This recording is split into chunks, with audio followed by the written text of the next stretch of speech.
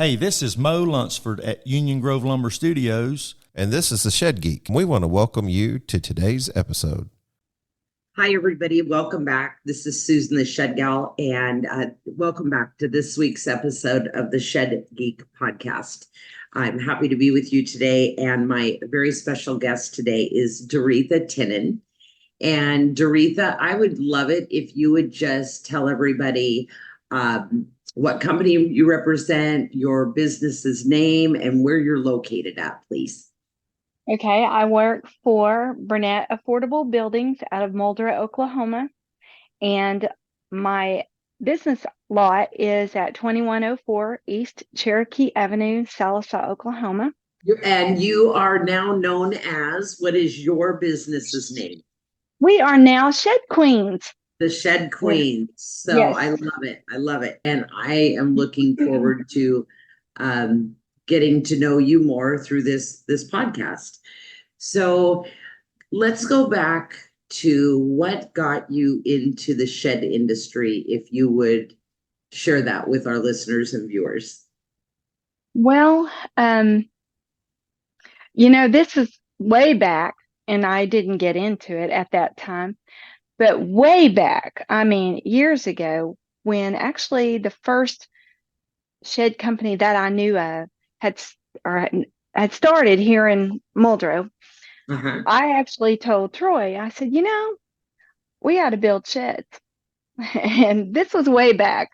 And it was just, we tossed it around, but let it go.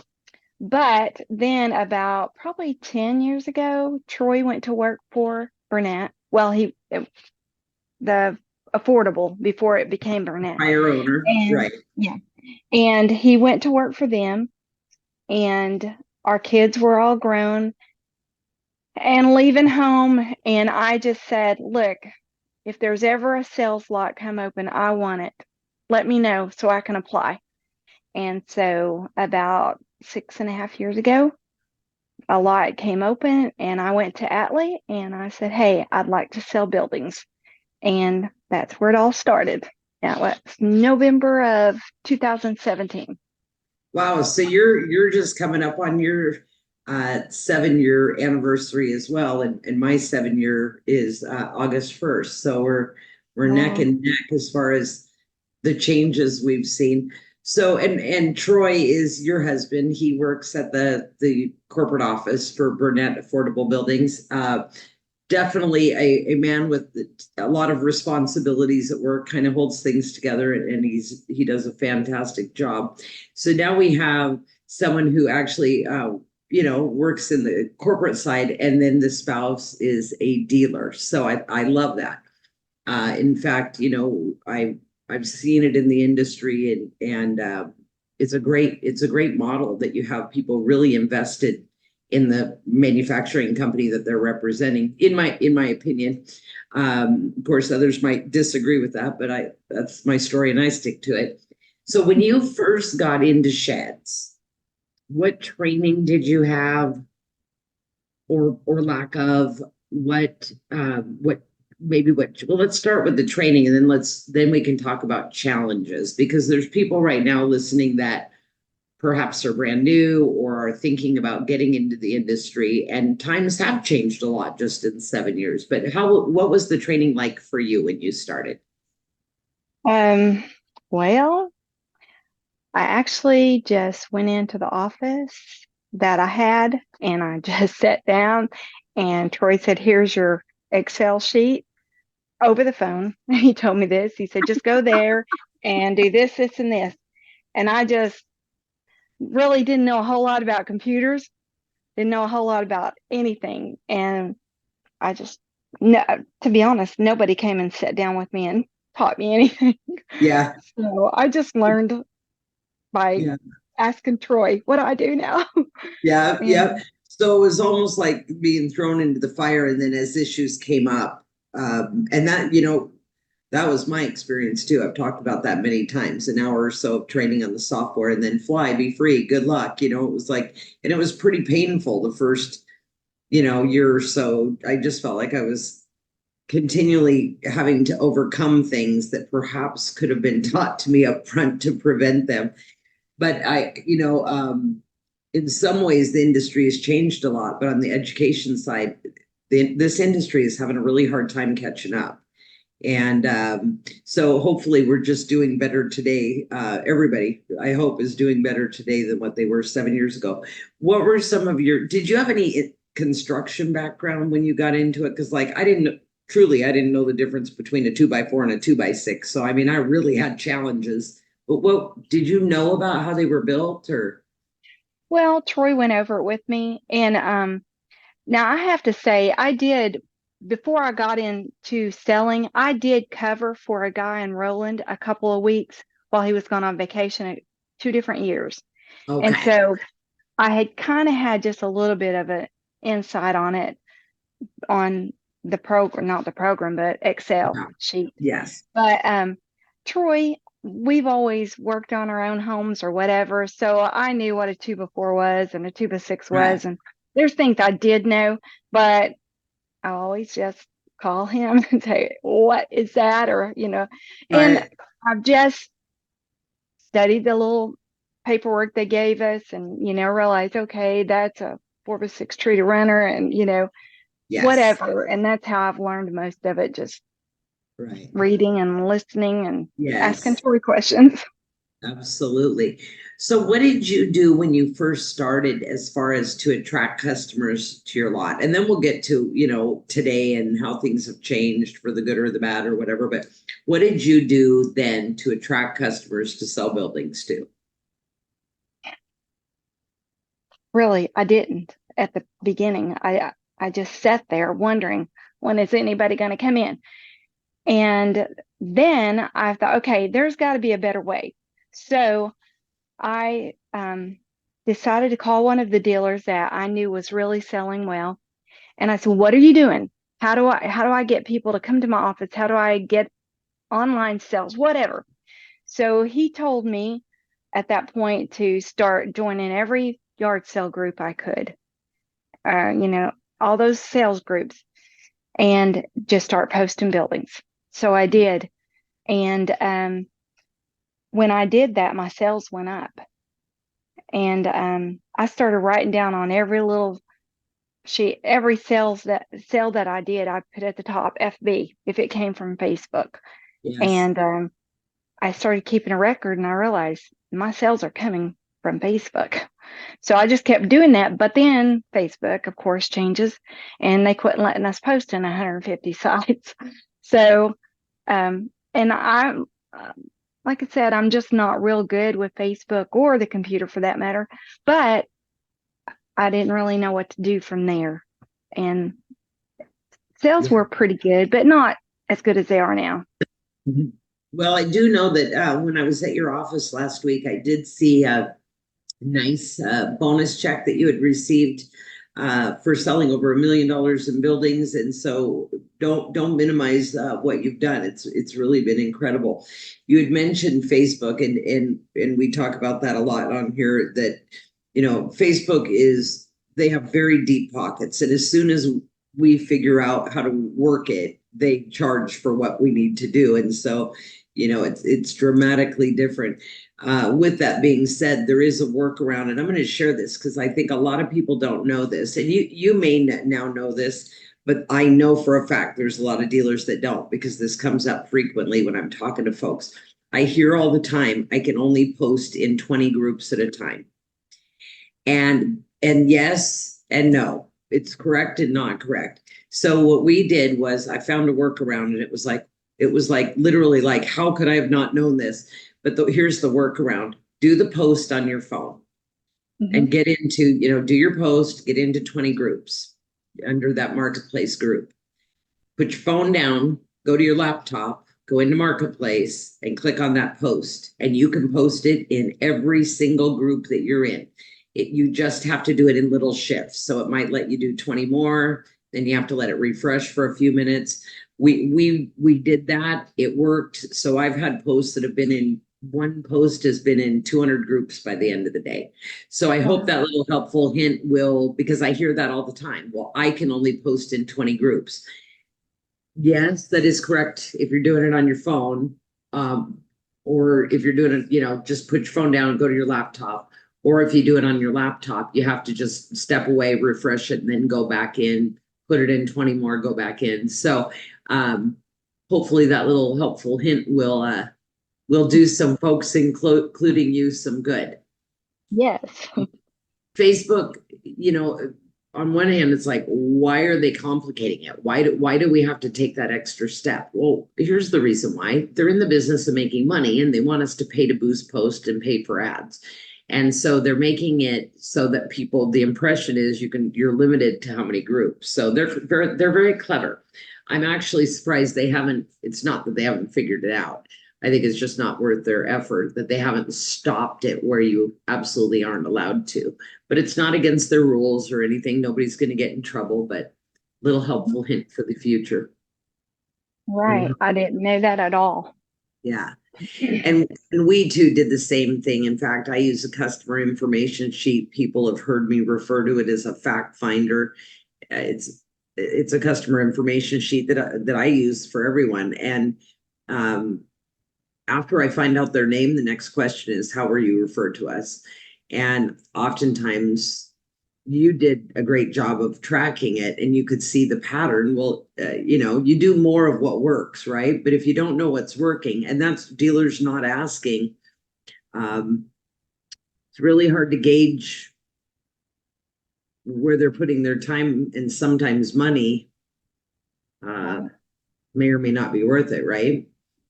So do you get much drive-by traffic at your lot, or have you seen any difference between 7 years ago and now about the people that are coming in? Are they the looky-loos, or are they people that are, coming because they're really serious? What do you see? Well, as far as Sallisaw, we've just been at the slot since January, and we're seeing more traffic than I did when I first started, because I started back like in 2017. Yeah. And I did have some, but very little drive-through traffic.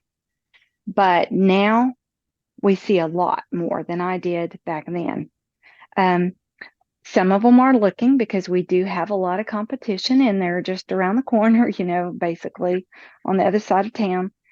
But I have found over the past 7 years, a lot of times people don't come in and buy the first day. They come to look. And I just, I try to be as helpful as I can, answer as many questions as I can, and then I find that they come back.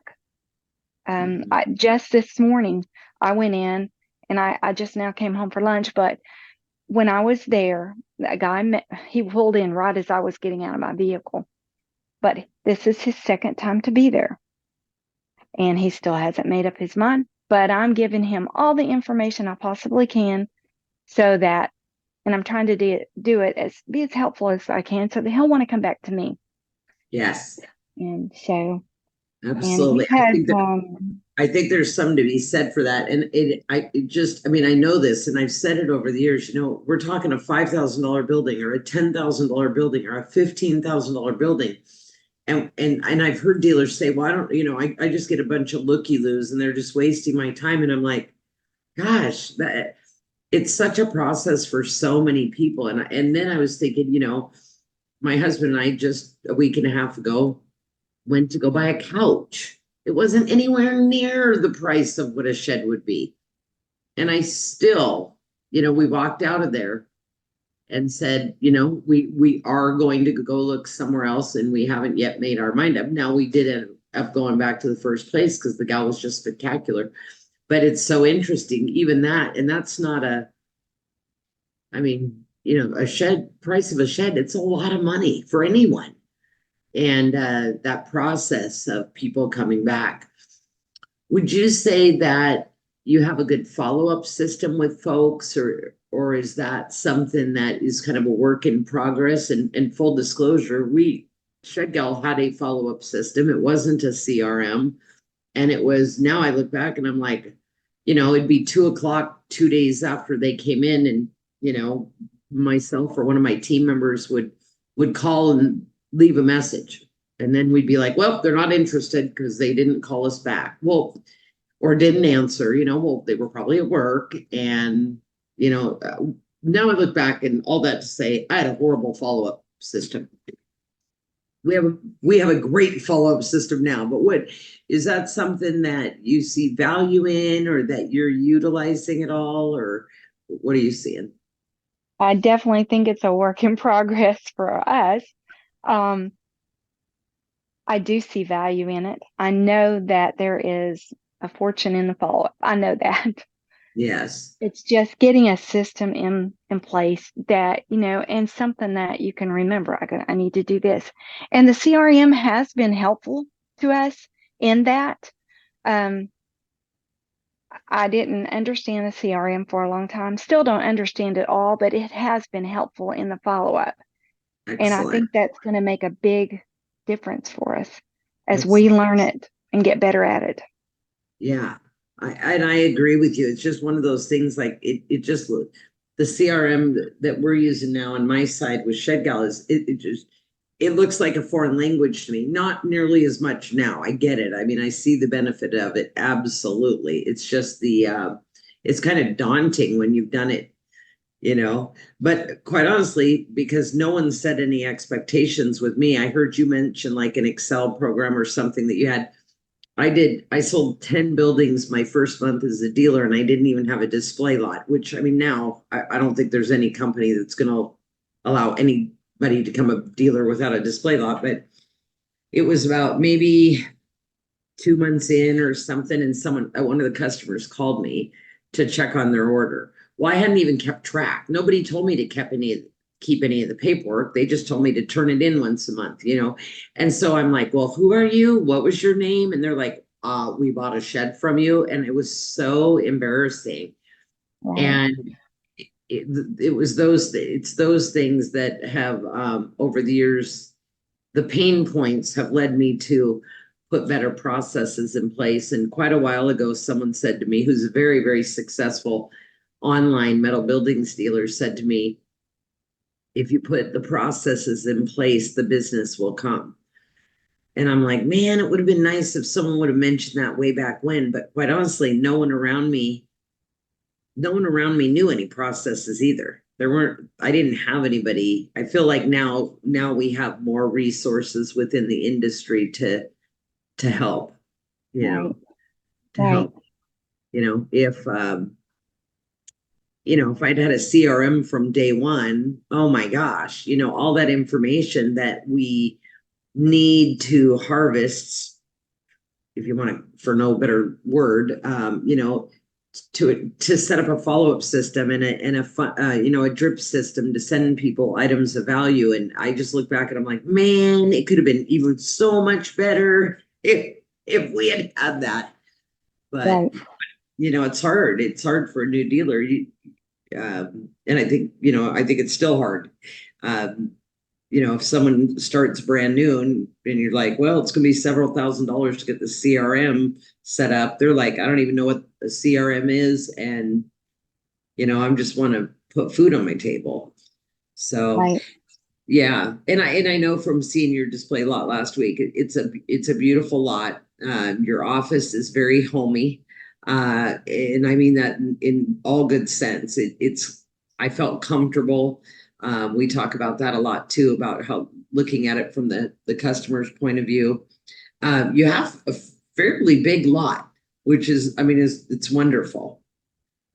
So what all products do you offer on there besides just the Burnett Affordable Building sheds? Well, right now we offer them, and then we offer the metal buildings from Deere. Yeah. And so we're open to maybe branching out sometime, but right now just the metals and portables. Yeah. And so within Burnett, I know they do several products that I didn't have available to me in the past, which is, so you have the greenhouses, absolutely beautiful greenhouses. I think there's several different, maybe 5 different sizes in that. I think that's wonderful. You have the beautiful gazebos. I've seen the chicken coops, which are wonderful. When you first started in the industry, did they have those, I'll call those side products outside of the sheds? Did they have those, or is that something that's been added as demand has called for it over the years? No, they've always had them since I was with them. The livestock barn, the gazebos, chicken coops, greenhouses, yeah, Wow. playhouses. Yeah. Oh yeah, and I forgot about the playhouses. No, I think that's absolutely wonderful, and it's so different out here in Arkansas and Oklahoma, and spending time in Kentucky and South Carolina and North Carolina and Tennessee, and a lot of other states. The shed industry here is farther advanced than on the West Coast. Now it's certainly changing out there, where I've seen like 5-star sheds, out of Arizona. They're doing beautiful greenhouses now. I know Genesis Sheds up in Washington State's doing some really cool stuff with some A-frames that are just absolutely beautiful. I love the progression of products, but it's just so funny because out here it's been your norm. Where to me, I was like, oh, I would have really loved to have been able to offer greenhouses, but you just offer what you can offer, right? And then, yeah. So what do you see as the biggest difference between now and totally aside from COVID, because it seems like everyone's sales went up during COVID and it was just a crazy time. But so now we're kind of after COVID in as far as building sales. So now compared to what it was when you maybe your first year or two, what are you seeing? Are you seeing more competition? What are the biggest challenges that you see in the industry? Definitely more competition. And I've kind of moved around a little bit. I went from Sallisaw to Roland. That's I wasn't right. in Sallisaw a long time. I went to Roland for 3 years. And then I went to Farmington and drove an hour and 20 minutes one way to work. Oh, wow. That was Wow. a new lot. And so, it's like, and now we're at a new location in Sallisaw. So it's kind of like we're starting all over again on the locations. So that Yeah. makes a difference. But I feel like there's more out there to be done, and we can do it. I think we have a great place to do it. Yes, absolutely. I agree with you. You also have a very interesting, and I love the business model. So you had mentioned it's Shed Queens. Mhm. There are two of you, and I love the model, and we talked about that before. You're completely separate dealers that are working together within the same space. And I think there's a few others in the industry that are doing that, but it's fairly rare. I love the fact that it provides you with more coverage versus a one-person lot. If it's just you and you're sick, or the grandkids need something, or you have a doctor's appointment, there's no one there. And does it allow for better coverage for you? Yes. Yeah, we both like that because, like you said, things happen and you need to be able to be away. But I've learned that when you're not there, sales don't stay up. If you can't be there faithfully, it's not good for your business. So this has been great. Have you been considering adding a line of greenhouses to your brand? At Cold Spring Enterprises, we have the perfect solution for you.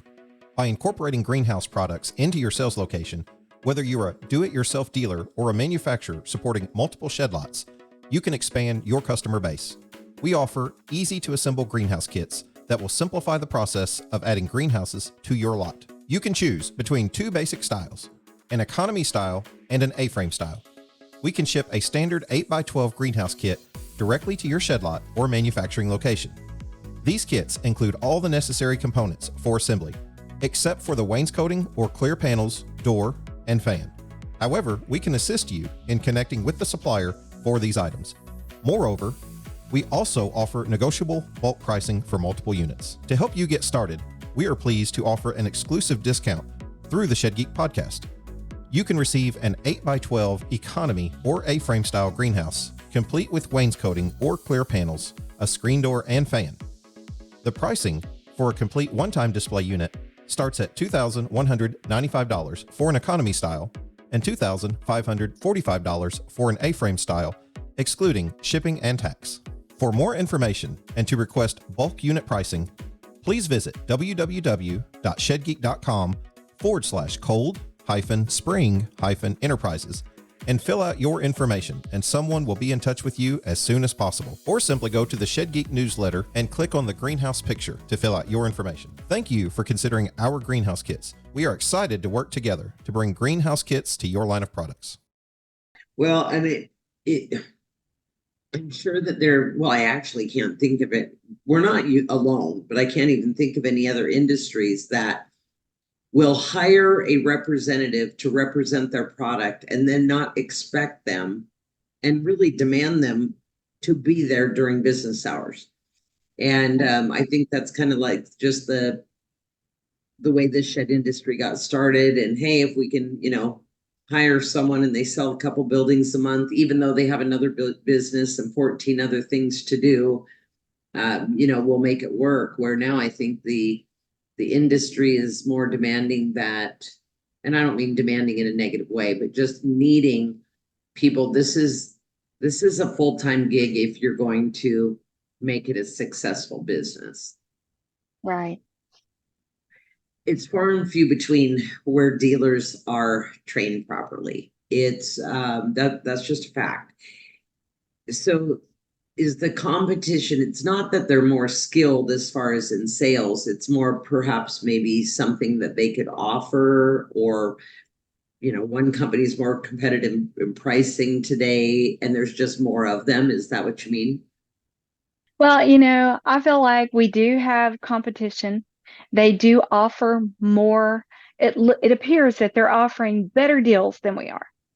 Yeah. But I don't know for positive because I haven't been there and looked at their product over, really well. Yeah. And then it appears that most of our close competitors have their salespeople are, some of them previous car salesmen who are more high pressured, and we're not. Hey, and just full disclosure, no harm done we're not meaning to offend someone who's a dealer that's been a car salesman. We can all agree that there are different ways to sell things. And if something is working for you, that's working for you. With Doretha, it's got to be a different approach. That's just the way it is. We can't force people into a role. So right. I wonder though how much and you don't have to answer this because I'm not picking on you. I'm just wondering in general, because I think I have a pretty good idea just from my own experiences of how much we really know about our competition. Like me, I will plop down on anybody's lot at any time, like in my Shed Gal shirt, and tell them exactly who I am and check out their buildings and meet them and talk to them about pricing. Just because I'm so nosy. I mean, I'm so curious. I didn't mean nosy, but no, I'm nosy. But I'm wondering if often, because sometimes I hear like one dealer over here saying, well, they have more and they have better prices. And then over here, they're saying the same thing about that person. So I wonder if a lot of it is maybe just our perception, or if it's, I don't know. Right. It's just I'm not sure either. Yeah. So me and you will be doing all this market research. There was a few days ago, I was up super early and having my coffee, and I thought I'm just going to pull up a bunch of marketplace shed posts all over, just random. And one of them said, and it's a well-known company, and said, tiny homes on rent-own. And I was like, oh, well, that's interesting, because I don't know of a rent-own company that will do a livable unit on rent-own. Now, that's not to say that there might not be one, but not in the mainstream that I run in. And so I messaged him, and I just said, is this building really available as a tiny home on rent-own? And he said, it sure is. And then the next message was, well, he backtracked. And I'm sure he had checked out my profile and knew I was coming from. I wasn't trying to pick on him. I just seriously thought maybe there was something new that I didn't know. I guess I say all that to say most people aren't going to question it. most people are going to read it. And I do know, after reaching out to some friends that represent that company, their rent-to-own company absolutely does not want them advertising rent-to-own on tiny homes. But as dealers, we see it and we think they're offering it now. We don't question it. And I'm wondering if sometimes, maybe we're all guilty of that a little bit. Right. Very well could be. Could be. Could be. Now we've got our minds going like, I wonder if, and so, yeah, it was just interesting. Now, with that being said, rent-to-own companies, it is my understanding, no rent-to-own when people are living in their buildings. It is so hard on the dealer side when people say to us, well, I'm going to put shelves in it. And, I read the contract and it clearly to the customer, and it clearly states, you're not to modify it in any way.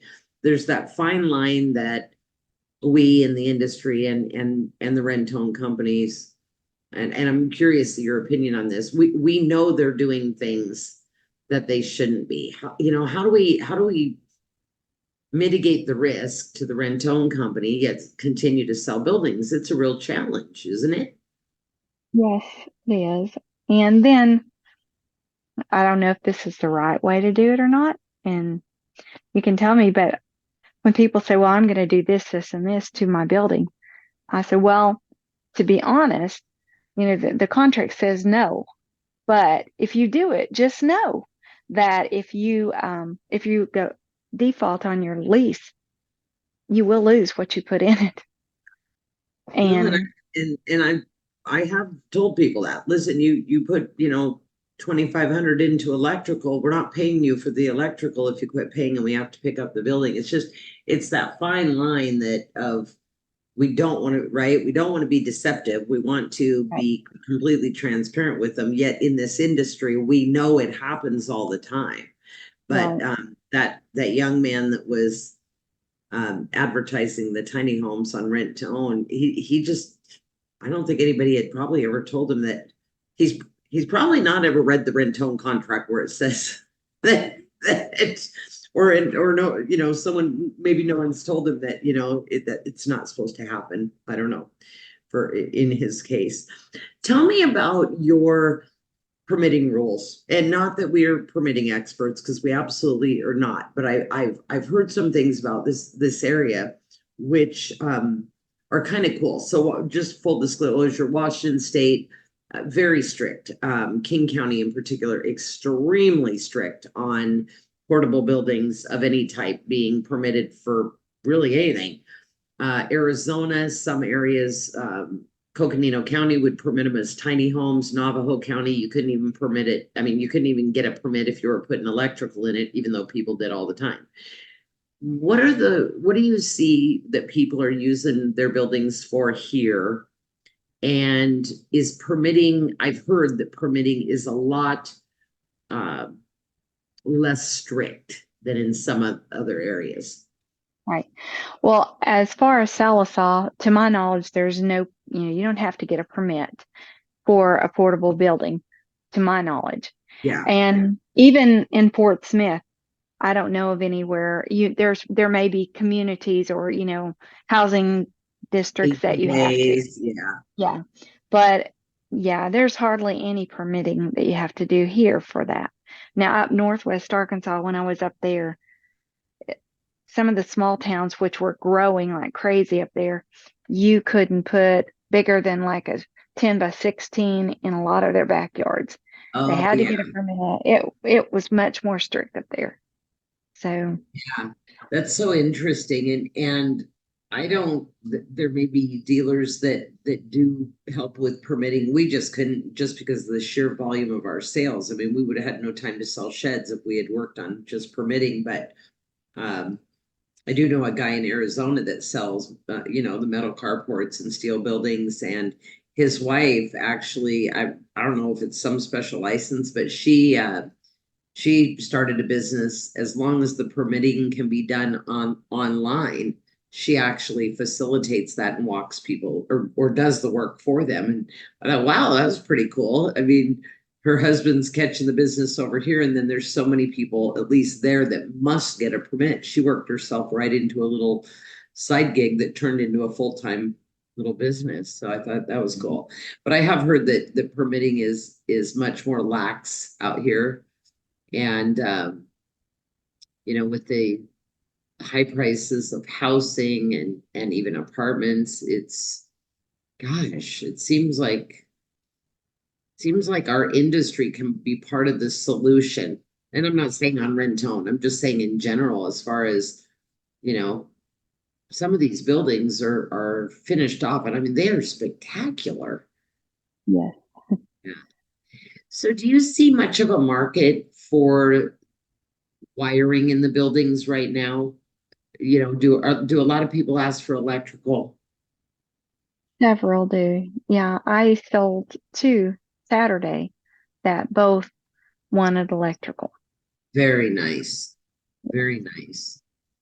Yeah, that's again, that's something I was never able to offer. So we had to get creative and have people that were electricians that we referred people to. But it would have Right. been really nice to be able to just service them. And then do you think most people are using that, or probably not with electrical, but most people, are you selling most of them as, they need a place to put their belongings, or are you seeing them tiny homes? What are you seeing? I really couldn't give you a definite on that. I mean, I'd have to just really look, and I So it have kind it. of varies. Yeah, it kind of I varies. think it varies because we sell a lot of storage buildings, but then we sell a lot of cabins. And Yeah, a lot of times we'll do a cabin out of a storage building because it's cheaper to get it without a porch. I can add my porch later. Um, yes, we do that a lot. Um, and their plans are to have a little tiny home out of a yes, storage building. yeah. Um, Yeah, I used to joke when I still lived up in Washington State that the home that we rented, it was, it served its purpose, but I call it the Cracker Jack box. And I used to tell people, I'm not exaggerating. This building is built better than the home I live in. And I wasn't exaggerating. Um, it's interesting how well they're built, but even yet, so, areas of the country where companies will offer engineered drawings, they still say a shed. mhm. But I mean, most of the companies are using the 3/4 inch tongue and groove, flooring and stuff that's actually would meet housing code. It's Right. it's interesting. I mean, these are even any of the companies that I look at, even their economy lines, they are really nice buildings. It's just we've gotten so spoiled that we can do so many things with them. Where do you think the industry is going to go over the next few years? Do you foresee more companies finishing off buildings? I know I saw one out at the plant a couple weeks ago with us that just the inside, I was like, whoa, I mean, it's just spectacular. Do you think more people are finding out that they can, buy a cabin or something like this versus building, or what do you see? I do. I believe we're going to go see more and more of people transitioning out of regular housing into tiny cabins, tiny homes. I mean, people are looking to save money all the time, and rent is so expensive. I'm amazed at how much people pay for rent. I thank the Lord we bought our house a long time ago because Yeah. it's crazy what people have to pay. Yes. But I think people are going to be doing this more and more and Yeah. going to little tiny homes. And I so, agree. I agree. I mean, there's really so many uses that and I could be wrong. Up in the Seattle area, they did a tiny home village. It feels like it was 3, 4 years ago now. And when I was reading it, I think they were 10 by 12s. oh And my, when I was reading about it, the cost for each, and they were on like it, there was no cost in it for the land, and they were spending $10,000 each on them. And I was like, wait, what? I mean, they were so tiny, but yet you get the government involved in the administrative costs. And I mean, you may be paying 5,000 for the building and the other 5,000 is, our government generating jobs for itself. But gosh, it just seems like there's so many for veterans or homeless people or whoever. I mean, people that might be working in the oil fields, or there's so many different uses for these, what we refer to as a shed, right? Right. Yeah. Yeah. I was just going by a construction site the other day and they had the little, I don't know what you call them, little building out there. It wasn't portable, our portable buildings like we build, but I was thinking they could use our buildings, for these kind of places. These construction sites could use our buildings. Sure. Yeah. Yeah. So many uses. So when I was a customer looking for a building, I just saw these sheds on lots, right? I didn't know that there was any such thing as a portable building. I didn't know you could go to a place and they would deliver it already built. And I'm almost wondering, like, I wonder how many people still don't even know. It's not that they don't see us. I mean, you drive around and there's portable building lots, but I'm wondering how many people out there still really don't even realize that they don't have to hire a contractor. They don't have to build it themselves. I think a lot of people just still don't even know portable buildings exist. I would say there's people out there that don't know. And I think the more we can do, like you said, get on Facebook or get on social media and put the word out there, I think we'll do even more. I mean, just get the word out there so people can get educated that we'll put your storage building in your backyard for you. You don't have to pay the rent for storage rentals. Yes. Yeah, it was funny. I saw someone commented on, because, I follow so many shed dealers all over the country, and someone had posted, the price of rent to own, and someone had commented, "Oh, you're nothing more than a predatory lender." And well, number one, we're not lending them money; they're renting. But I thought, well, I wonder if they've ever said that to someone who owns a storage unit, that you rent per month and they give you nothing. You know what I mean? It's people's perception that rent-own fees are high, and no doubt that they are, but they serve a purpose for a lot of folks that can't get into a building any other way, but yet they need it. Yet it's looked at as negative when we're doing it. But if it's a storage unit and you're just paying your monthly rent, there's no shame in that game. And to me, it's like backwards. Like, people should be able to do either, and they shouldn't. I've always said there's no shame in the rent to own game. I bought my first two office buildings on rent to own, and because that was my only option at the time.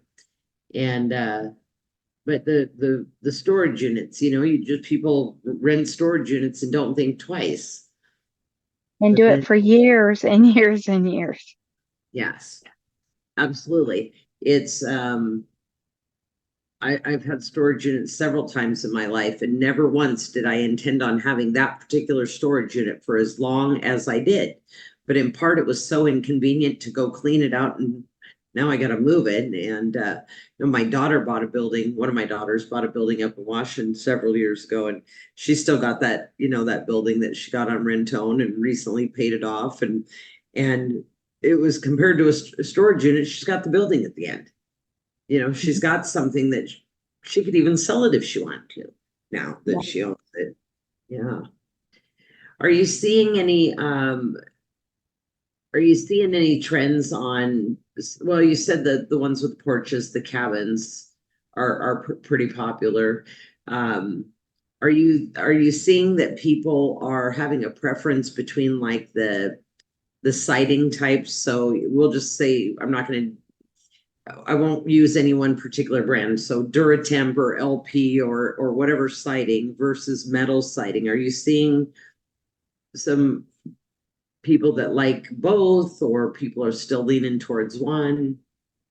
For the most part, we rarely sell metal portable buildings. Yes, yes. They want the wood siding, the LP Smart siding. Yeah. I do like the fact that you have it as an option. Yes. I didn't ever have it as an option. I think it's neat to be able to have that, even if it's not the best seller, it's nice to have it to secure.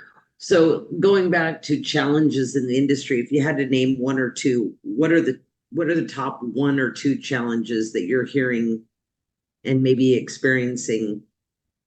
Well, I'm not sure exactly what you want me to say on this, but or I can say in my last 6.5 years, one of the challenges was to just stay at the lot when you're not making a dime, or it looks like you're not making anything. Nobody's stopping in. And that has been a challenge for me. And I've seen that, and I've tried to encourage others that are selling, just hang in there. It'll get better. We all go through this. And so that's been a challenge. It's not so much anymore because with the CRM and with having all that tracking available, it does give us things to do. Yes. We had it before, I'm sure, but I personally didn't have it all written down and couldn't remember where it was. And so Yes. this has been better to keep me busier, keep my mind busier, and it's just helped. Yeah. Greetings from the Shed Gal. As I delve deeper into the shed and steel building industries, I am thrilled to establish connections with friends who offer amazing products, such as Wendell Hochstetler, the owner of VersaBend Tube Bender. At VersaBend, they thank you for your interest in their tube bender. The VersaBend is designed to bend 2-inch, 2¼ inch, and 2½-inch square tubing, as well as 2x3-inch rectangular tubing in either 14 or 12 gauge. Powered by a robust 5-horsepower unit, it features 2 adjustable stops for setting your desired degree or pitch. Priced at just $19,500 and shipped from Abbeville, South Carolina, you can secure your VersaBend with a down payment of only $1,500. Contact them today to check availability and get placed on their order list. VersaBend is a family-owned business dedicated to providing an easy-to-operate bender made with off-the-shelf components. A unique feature of their bender is that it offers a full radius bend, unlike the double crushed bends produced by most other machines. Want to see it in action? Visit their website at www.csecarport.supply or give them a call at 864-446-3645. So in that, I also heard, folks that might be listening and maybe you're a dealer who's struggling is don't give up, but you have to do something. If you keep doing the same exact things, you can expect the same results. I mean, if you could just add one, even a little thing a day, it can literally turn your business around in 60 or 90 days. I think it's just, we just get so paralyzed in not knowing what to do. And I'm going to encourage anybody out there listening or watching, please reach out to other people in the industry. This is a great industry for, working together, even though we're competitors, but we're working together for the benefit of the whole industry. But don't give up. And when I hear, the person down the street, they're $100 cheaper, or this company has this, or this company has this. And then I hear those same other dealers saying the same things. It comes down, we have to stop looking at the externals and start looking at what can we do today to make, to make a change. But, so have you found any, because marketplace is so stinky right now, as far as, it's just difficult to get your posts in front of people. If you're in a group of 5,000 people, obviously your post isn't popping up on 5,000 people's pages, right? It's popping up on a small percentage. But every once in a while, I'll have one, or I'll hear of a dealer that's like, well, all of a sudden that one just got tons of views and tons of responses. Have you had any of those situations like that? Or, because I can't wrap my head, I still haven't figured out why it occasionally happens. I don't know why it happens either, but I've wondered that. Yeah. Yeah. I've had, one of my posts has got, like you said, tons of Yeah. response. And Yeah. then I just posted a couple buildings last week. I've got nothing. Nothing. And I think, Yeah. what's the difference? I know.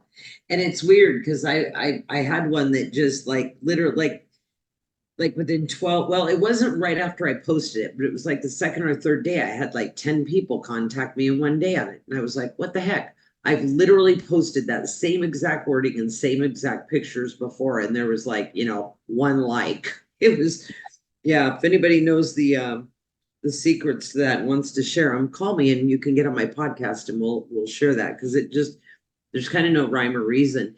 What do you think is the best? And there's no right or wrong with this.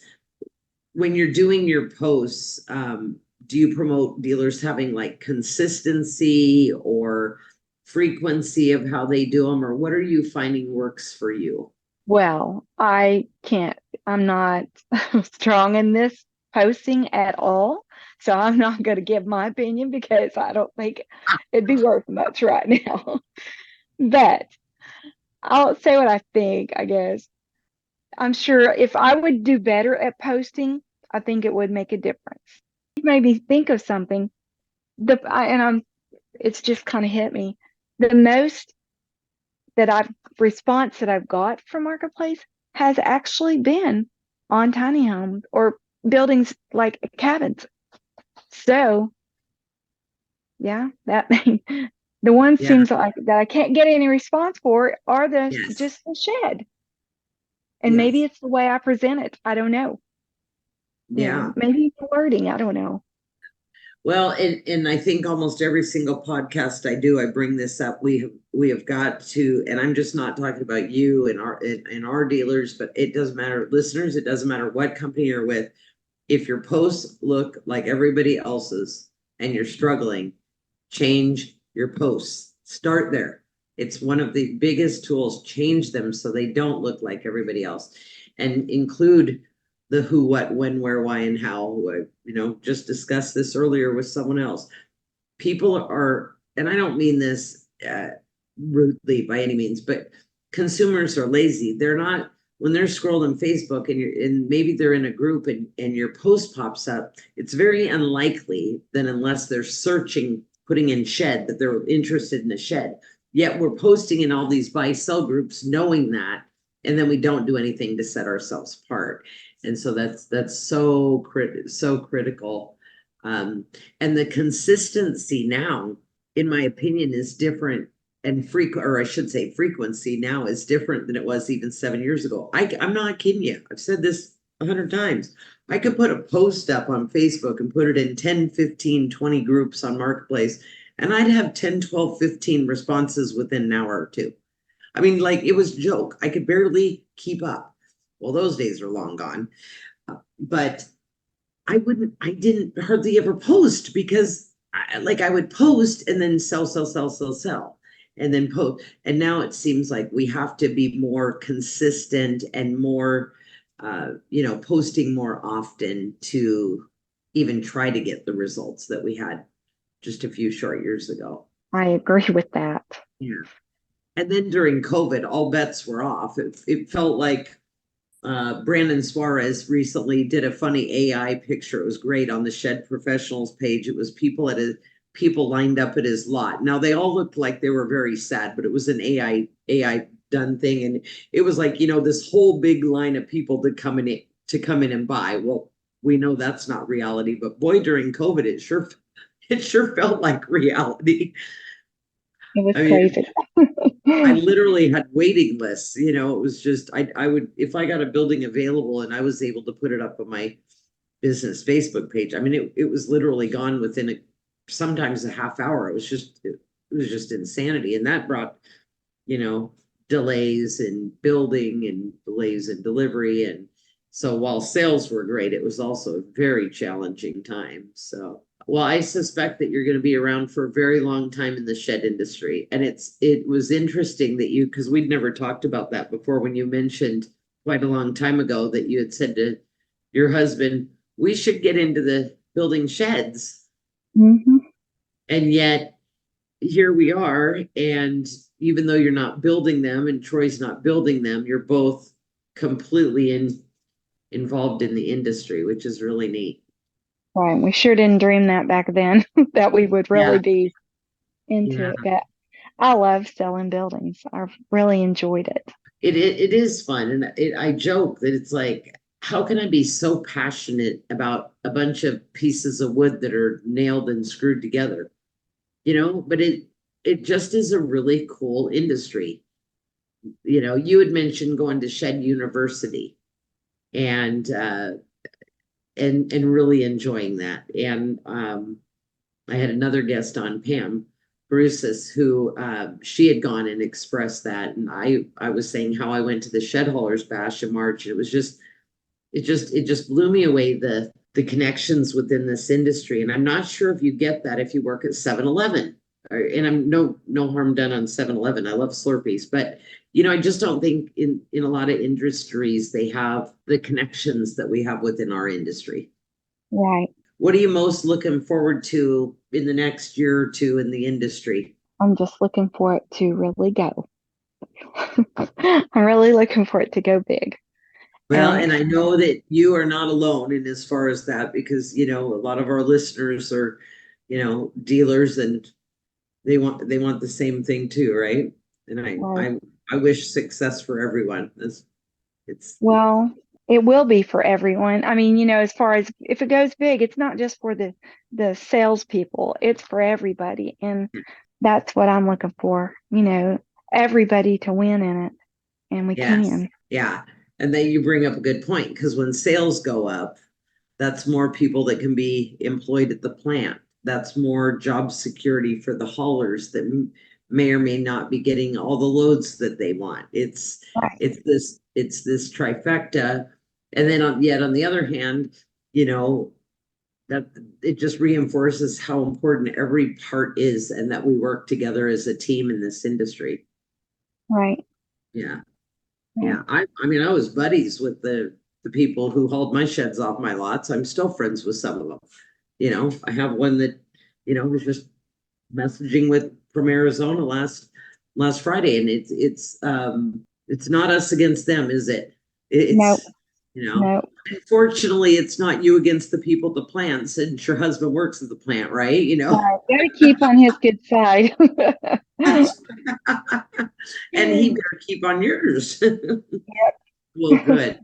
Well, I'm going to do a couple flash questions, and then I'll give you an opportunity to ask any questions you have of me. If money was not an issue and you could leave tomorrow for a vacation to go anywhere, where would you go? Oh my, there's too many places. If money wasn't an issue, I would go to Alaska. Ooh, I love it. Would you go on an airplane or on a cruise ship? I would fly close enough, and then I would rent a motorhome and drive. Oh, that would be amazing. Oh, I bet that'd be so beautiful. That's on our bucket list. I love it. Do you have any questions for me before we wrap this up? How are you liking your new home in Fort Smith? Oh, I love it. My hair is absolutely see how this side is bigger than this side, people?